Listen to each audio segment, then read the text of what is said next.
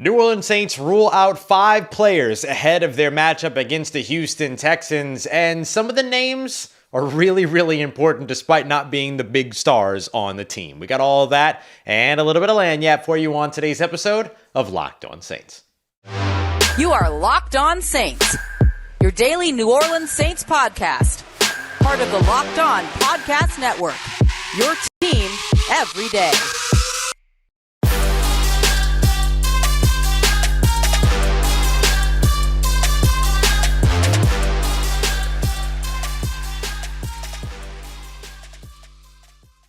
What is good, Who Dat Nation and Who Dat family? Welcome in to another episode of Locked On Saints, your daily podcast covering your favorite team, the New Orleans Saints, part of Locked On Podcast Network, your team every day. Thanks so much, as always, for making Locked On Saints your first listen of the day every day, and a big shout out to all you everydayers out there. Don't forget you can subscribe and follow always for free on YouTube or wherever you get your podcasts so you never miss the latest episodes. And if you want to keep the conversation going, take part in our exclusive film studies, Q&As, and much more, you can become a Locked On Saints insider by heading over to joinsubtext.com/LockedOnSaints today to join a community I would love for you to be a part of. As always, I am your host, Ross Jackson, at Ross Jacksonola on your favorite social media, your New Orleans Saints expert, credentialed member of the media, Saints News Network, Tuesdays on the Locked On NFL podcast, and here with you every single Monday through Friday, and then some on Locked On Saints. Today's episode of Locked On Saints brought to you by our friends at Prize Picks. Prize Picks is the easiest and most fun way to play daily fantasy sports. Go to prizepicks.com/LockedOnNFL and use promo code LockedOnNFL in all lowercase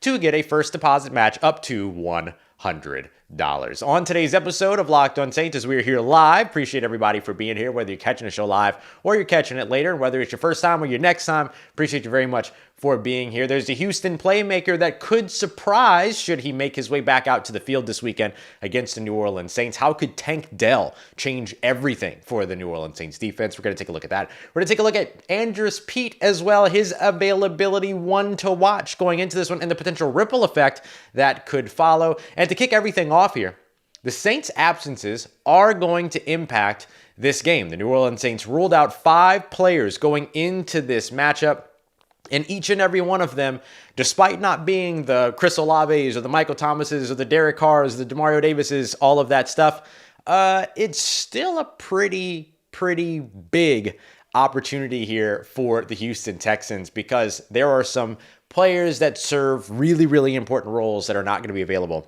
this weekend. So let's take a look at that to start everything off. Once again, appreciate everybody for being here live. Hayden, David, Greg, Petro, Sam, Doc, Gary, see all of y'all here. Jerry, I appreciate y'all very much for being here. Tim, hi, how you doing? Appreciate everybody for being here. Lance. So, look, the Saints ruled 5 players out for this game going up against the Houston Texans. Starts with tight end Juwan Johnson, but I'm going to also pair him up with fullback Adam Prentice. Now, the reason why I pair those two up is because they serve a role that is a little bit more expansive than just being guys that could potentially be options over on the offensive side. So when I look at how those absences end up impacting this team, a big part of it can come down to blocking, right? So how will the New Orleans Saints get their blocking in the backfield as a potential lead blocker for Alvin Kamara? How can these tight ends continue to filter in so that you're not completely focusing, a guy like Foster Moreau or Jimmy Graham and asking them to block, or even Taysom Hill to block at tight end, kind of as an inline blocker and all of that. Well, the Saints just brought back actually a guy that I think can serve both of those roles, and that's tight end J.P. Holtz. The Saints just brought him back, from the practice, or brought him onto the practice squad. I will not be surprised to see him elevated this week. I spoke to a couple of Saints players about, how those elevations work, and for the most part, they find out on Saturdays, so it depends on how much you maybe got built into the game plan over the course of the week. I'm sure that all those things, kind of factor in, but the fact of the matter is that you're going to want somebody out there to help with protection. Whether you're looking at the protection from the running side of it all, or even the passing side of it all, right? I mean, we saw what happened last week. You had Adam Prentice in the lineup. He was over on the left side, and then read a pressure wrong and ended up missing on a block and ended up getting Derek Carr hit on that play. And so I think you're looking at those types of things and you're going, okay, got to get all of that cleaned up. But it's just an example of how the fullback does play a role in terms of pass blocking, as well as being that lead blocker in the run game. Similarly, an inline blocker who, like a Juwan Johnson who can block in the run game, also is asked to either chip and help or sometimes stay in and help block in the passing game. And so you have a guy on the opposite side here, Will Anderson, who leads his team in pressures and is up there in terms of pass rush win rate as well, leading the team, the Houston Texans, in pass rush win rate at just over 16%. So you're going to want to have those extra guys that can help out the offensive line when it comes to blocking. So I won't be surprised to see J.P. Holtz be the guy that kind of maybe gets elevated and then steps into that role. Another one to watch out for is going to be the pair of Lonnie Johnson Jr. and JT Gray being out. Those are two big special teams losses. So for that one, I think that's where you might see Daniel Sorensen end up getting elevated for this game. It would be, I think, Daniel's second game in a row that he was elevated. So those would be the two standard elevations. Depending upon what happens with Adam Prentice, he could potentially be, it's a knee injury, so we'll have to wait and see how it all goes, but he could potentially be an IR candidate, in which case, they would have an open spot on the active roster. So maybe one of those guys could get signed to the active roster. Maybe a Jonathan Abram, for instance, gets signed to the active roster. You can't elevate him again because he's already been elevated 3 times. So you have to either keep him down to the practice squad, let him go, or sign him to your active roster. And so there's a couple different ways that the Saints can go about that. But I think that when you look at, what you're losing with a Lonnie Johnson Jr. and a JT Gray not being there, it's not necessarily what you're losing on the defensive side, although you are losing some defensive depth there, but it helps that you're getting Marcus May back. You've got Jordan Howden that can play in that role. You've got Ugo Amadi that can help you out there as well. So you kind of have some of that depth anyway. But when it comes down to special teams, you want to have those guys that can contribute in every phase of the game. Daniel Sorensen would be one of those guys that can elevate to be there, and maybe even Jonathan Abram if he gets signed to the active roster. If one of these guys that's out gets moved to injured reserve, there could be a spot open and available for that. The other things that we're watching right now is Landon Young. Landon Young is out for this game, so we're watching the offensive line as a whole. Landon Young is somebody that missed last week as well. The Saints will be okay there. They've got Max Garcia who can play center and who can play guard. You've got Nick Saldiveri who can play guard and who has played center. He played center at the Senior Bowl, for instance. So you have a lot of versatility there. Plus you have Andrus Peat potentially. We'll see how all that goes. And then your starting guards as well. James Hurst that can move inside if you need him to. And we'll see. We're going to discuss the Andrus Peat injury and sort of the ripple effect of that, especially with the Trevor Penning story continuing to develop. So we're going to look at that here in just a little bit. But these are 5 injuries that might not be, the star level players, the A-tier level players in the team or whatever from a public standpoint, but they are massively important for this team. And they will present some hurdles that the Saints will have to be able to leap over. But thankfully, they have a really talented practice squad with a lot of guys that they're familiar with. This is one of the reasons why the practice squad has changed so much in the NFL, especially with now being able to have veterans there. You don't really use the practice squad strictly as a means of developing players anymore, especially when you get into the season. I know I see some people all the time who are like, oh, the Saints should add this person to their practice squad and develop them. No, you don't do that anymore. Now you're bringing in guys that you can elevate and play, right? And so that's why you see teams fill up their maximum of veterans. 6 veterans is the max on the practice squads now. You always watch them fill that up to 6 different veterans because those are guys that you can plug in and that have NFL experience, that understand the NFL game, that understand the NFL speed, and have probably been in your system before. That's why they continuously go back to players that they're familiar with, is exactly for this reason. So guys like J.P. Holtz, guys like Daniel Sorensen, and others who are currently on the practice squad, even when the reunion of a Jontre Kirkland goes a long way, and if needed, and all that. So this is one of the reasons why roster construction has changed so much over the course of the past. They started doing that during the COVID years, so 2020, so the past 4 seasons, 3 seasons, you have a real opportunity to really expand your team now, and that's why moves like this and conversations like this are so important and can help you kind of overcome some of those injuries a lot more. I'm not going to say easily, but I'll say efficiently, right, than you have had to in the past when you're trying to go out to the market and try to sign somebody to come in and play. No, you have a stockpile of players that are going to be there for you already. All right, coming up next, let's take a look at the ripple effect of a potential Andrus Peat absence. Full practice on Wednesday, full practice on Thursday, did not participate on Friday due to a groin injury, which have been plentiful for the New Orleans Saints so far this season. Groins, hamstrings, calves, those have been the issues for New Orleans, or the most common issues for New Orleans over the course of the season. So let's just discuss the ripple effect and what it potentially means for Trevor Penning and the ongoing conversation around him holding on to or losing his starting role. We got that coming up for you as we continue on with today's episode of Locked On Saints, part of Locked On Podcast Network, your team every day. And today's episode of Locked On Saints brought to you by our friends over at Jase Medical. Jase Medical is absolutely excellent. I highly recommend you go and check them out at jasemedical.com. The thing I love about Jase Medical is their Jase case. It is a shipment that you can get that is,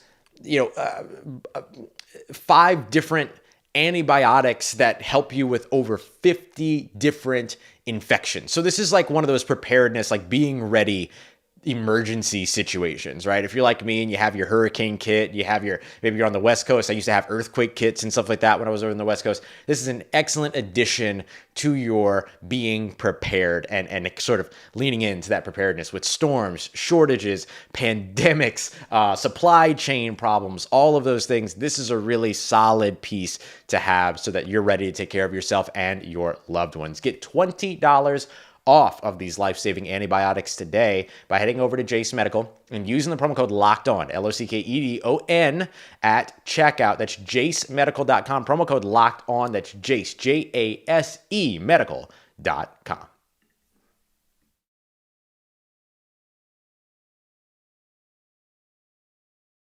All right, family, continuing on with today's episode of Locked On Saints. Take a look now at the ripple effect of a new Andrus Peat injury. This is new for this week. He wasn't on the practice report all week, went from full participation Wednesday, Thursday to DNP on Friday. Let's discuss why, what it means, and what it means for the ongoing Trevor Penning conversation as well. Appreciate all you everydayers out there making Locked On Saints your first listen of the day every day. Thanks to everybody that's here live and everybody that is here throughout, or catching the show later as well.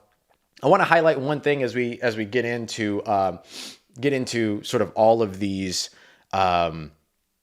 conversations around the offensive line. I said earlier on this week, in response to all of these sort of rumors and things like that are going around Trevor Penning potentially being benched. And I will tell you that, like, at this point, I wouldn't be surprised if that happens this week and if James Hurst is the starter at left tackle. There's just been enough of these little murmurs and things like that like where there's smoke, there's fire. And I still think it's a bad call. But now there's a ripple effect that could potentially, end up impacting this. But perhaps not. So let's dive into all this. First of all, I want to say, love you too, Tanya. Thank you very much for that. William, you are the boss. I appreciate you being here. And Corey, thank you very much. Appreciate everybody. So Andrus Peat, right? Totally fine all week. Then all of a sudden, and I think that this happened during Thursday's practice because he didn't participate in Friday's practice. So it couldn't have possibly happened during Friday's practice. Groin injury rather. And then ended up missing practice. So they held him out of practice on Friday. Saturday, tomorrow, they're going to get kind of a look at him during, walkthroughs and all those other things. So as a part of that, what that means is that there's a potential here that Andrus Peat might not be able to go on Sunday.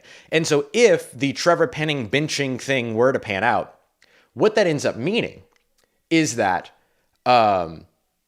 if Trevor Penning does end up getting benched, what that would usually mean is that James Hurst would move to left tackle, and then Andrus Peat would reassume his role at left guard. So you'd go back to the starting offensive line that the Saints started with last year. Now, if Andrus Peat can't go, how does that impact everything? Does that mean that James Hurst stays at left guard and all of a sudden Trevor Penning gets another run at left tackle? I think that's the way that I would go with it. But if Andrus Peat can't go, one thing to watch out for is that if things are kind of down down right now when it comes to Trevor Penning, which I don't expect to last very long if that ends up being the case. Like, this could be one of those, like, all right, you're going to sit for a couple of weeks, get really, really angry about it, and then we're going to put you out there. Could be one of those things. But if that doesn't end up happening, or if the Saints end up still benching him, then it would be Max Garcia that would probably step into that left guard role. Like that's what would make the most sense. And especially based on, like, if you go back to earlier on this season when Cesar Ruiz was out, they had James Hurst in at right guard. When Andrus Peat got hurt, I think it was during the Green Bay game and had to leave. Yeah, he had the concussion symptoms and concussion. They had to take him out of that game. They plugged Max Garcia in at left guard. So that's where that logic is coming from. We've seen the Saints to use Max Garcia at left guard already this year in live action. And one of the reasons why they like to do that is because Max Garcia is a veteran and he's got a lot of, diverse experience of playing a little bit of left guard, playing a little bit of right guard, playing center, does a little bit of everything. And so because of that, that could make sense for New Orleans. So I'm curious about how that ripple effect is going to end up impacting. If Andrus Peat can't go, what would you do?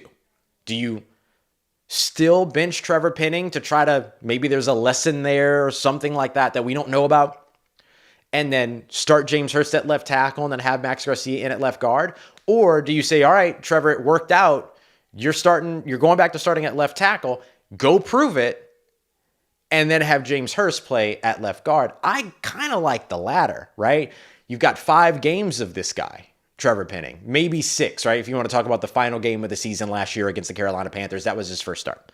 Then 5 games throughout this year. Didn't bench him when he was struggling in the passing game. Now all of a sudden there's conversation around benching him because he's struggling in the run game. Doesn't make any sense to me. But you now have an opportunity here to be like, all right, go prove it. But it also depends on what they've done in practice so far this week. Has Trevor Penning been taking first team snaps at left tackle? Or has James Hurst been that guy, and therefore James Hurst is already built into the game plan, right? So it kind of depends upon what the preparation is over the course of the week. But this does have a potential impact on what the New Orleans Saints offensive line looks like. Now, I will say that the Saints offensive line fared well with Max Garcia in at left guard, Trevor Penning in at left tackle, and James Hurst in at right guard. So if they're going and they're keeping the same offensive line on the right side, starting from center, Erik McCoy, Cesar Ruiz, and then, of course, right tackle, Ryan Ramczyk, boop, boop, then you have maybe a little bit of a change at left tackle and at left guard. That's pretty big. So there's my other argument too, right? Is that you have an opportunity here to still have, even without Andrus Peat, if Andrus Peat can't go, you have the opportunity here to still start the same offensive line for a second week in a row and still start the offensive line that you've been playing since the beginning of the season. That's been your starting offensive line.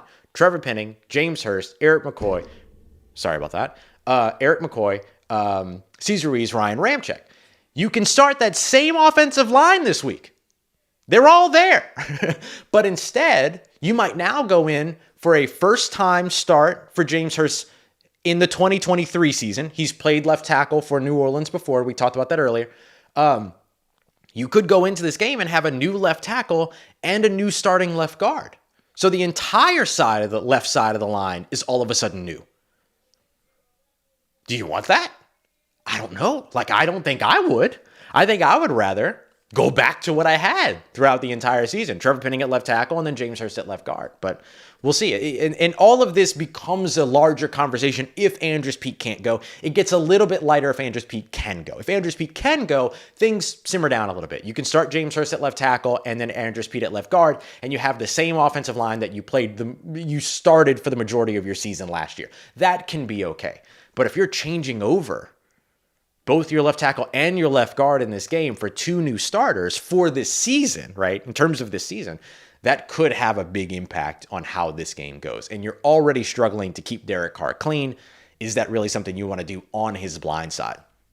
We'll see what the New Orleans Saints plan to do here, but it is a really, really interesting conversation and could be one of those things that we point to after the game in Houston and say, hey, that went really, really well, or hey, that went really, really poorly. I don't think there's going to be any in between, because even if it goes moderately good, you're going to be like, okay, that went really well, right? Versus expectation, relative to expectation, that went great. That went great. So it's going to be really interesting to see. So definitely one to watch going into this game against the Houston Texans. And speaking of the Houston Texans, there's one player, wide receiver Tank Dell, who is an absolute playmaker and could surprise if he manages to play this weekend, and he's trending in the right direction. We got that coming up for you as we continue on and wrap up today's episode of Locked On Saints, part of Locked On Podcast Network, your team every day.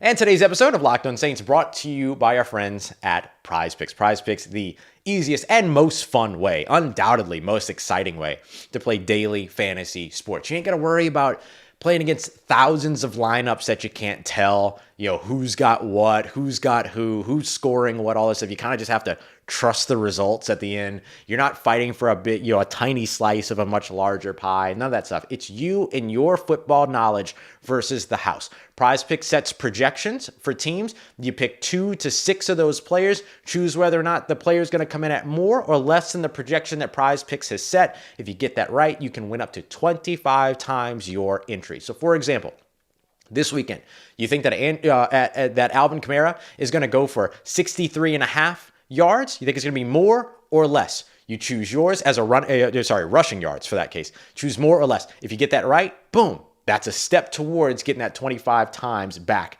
of your first deposit. So go and check them out today. If you haven't tried them out before, let me help you out. prizepicks.com/LockedOnNFL, promo code LockedOnNFL in all lowercase. You're going to get a deposit match up to $100. It's a deposit match up to $100 by going to prizepicks.com/LockedOnNFL, promo code LockedOnNFL.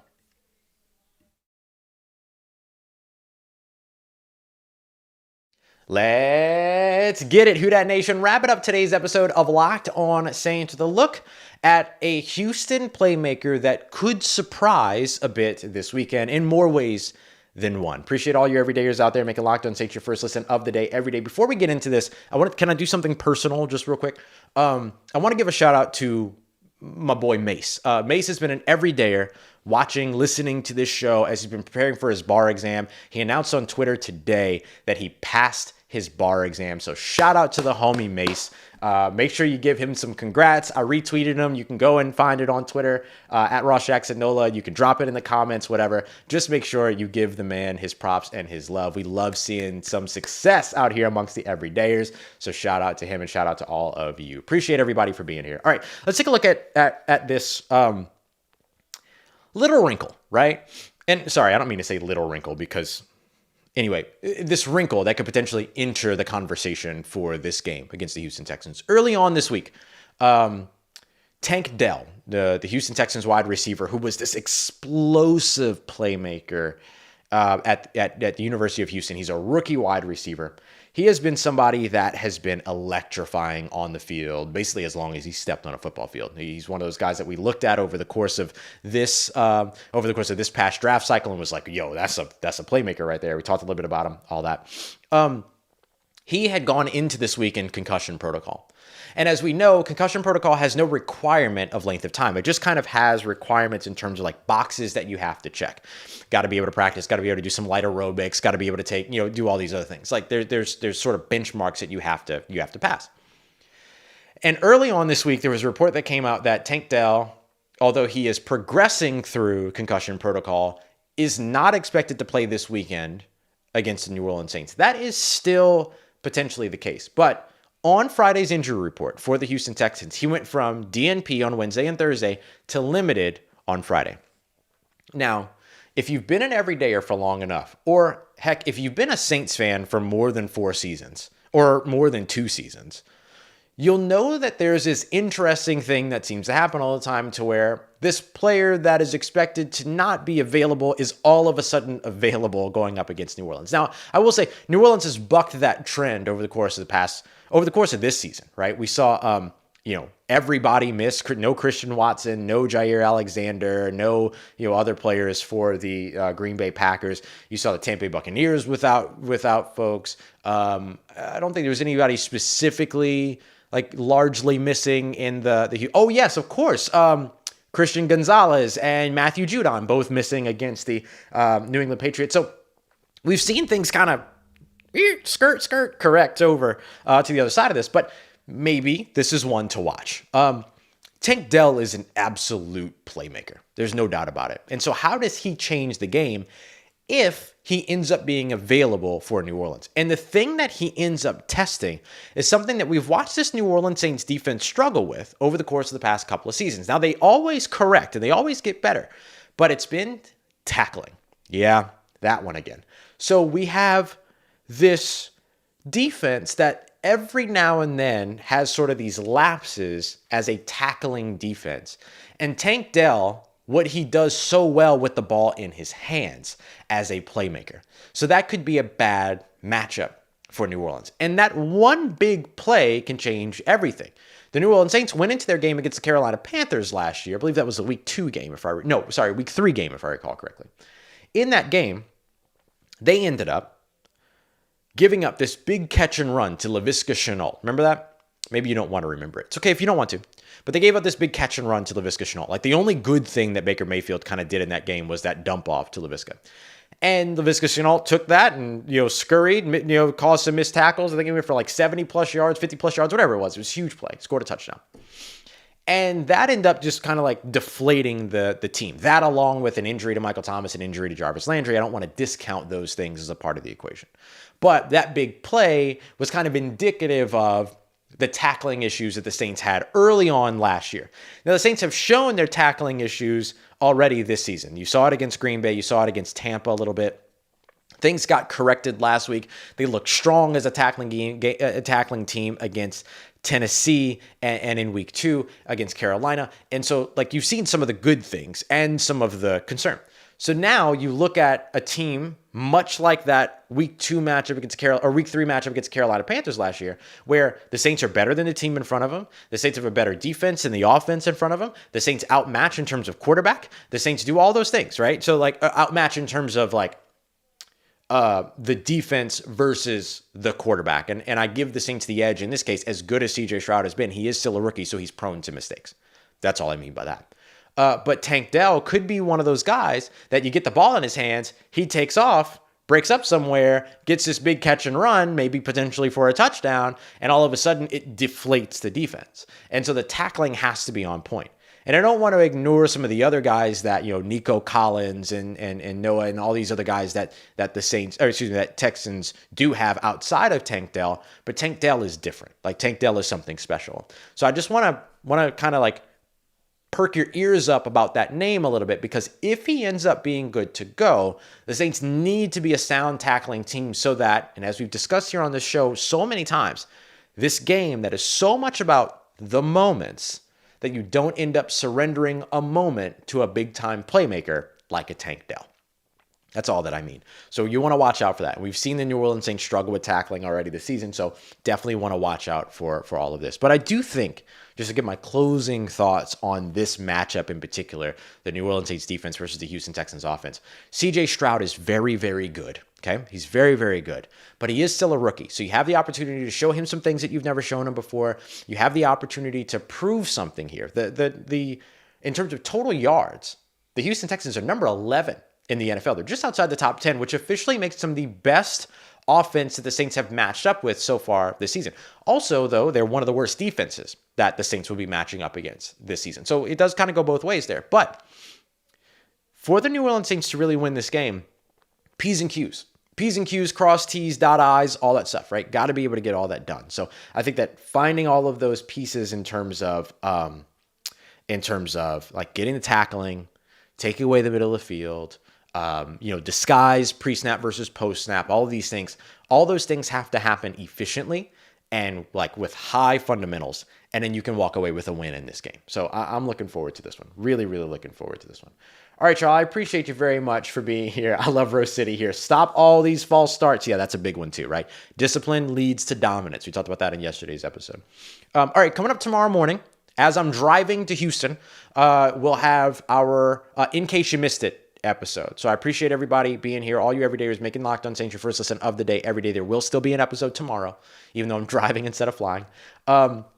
So look out for that. That's going to be my 5 biggest takes from the week. Get you all caught up and ready for everything you need to know going into Sunday's game against the Houston Texans. Highly recommend, if you want to check out on your SiriusXM app. Just search Saints on Game Day. Listening in on SiriusXM is excellent, and you're going to hear a familiar voice while you're there. So lots of good stuff for you to check out over there as well. So big shout out to our friends there. Play complimentary football this weekend. Enjoy and be complimentary to yourselves. I love you, and I thank you very much for being here. Once more, a big shout out to Mace, my dog. Appreciate everybody for being here, for making Locked On Saints a part of your day, part of your routine. I cannot thank you enough, and I appreciate you so much for saying yes to me in the show. As always, if you see me, please say hi, and if you need anything else or on your New Orleans Saints in between these episodes, make sure you follow me on your favorite social media, at Ross Jackson, NOLA. Hit me up. Let me know how the family's doing. Let me know how you're living. Let me know how you're momming them. And trust Who Dat Nation. I'll holla at you.